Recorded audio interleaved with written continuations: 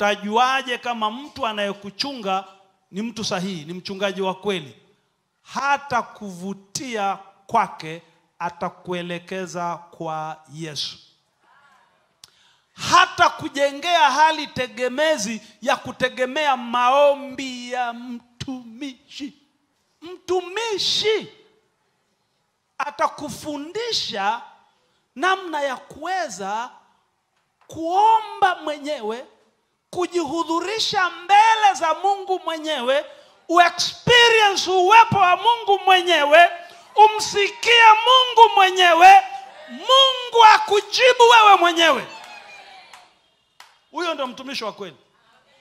Ukishaona anakujengea hali tegemezi juu yake, kwamba mambo yako hayataenda mpaka yeye amekuombea, maana yake huyo anakujengea dhana kwamba yeye asipofanya kitu kukuombea hautakaa ufunguke. Ninachosema, hatujaitwa kuwajengea washirika hali tegemezi juu yetu, kwamba tu maombi yetu tu ndio yanayopenya.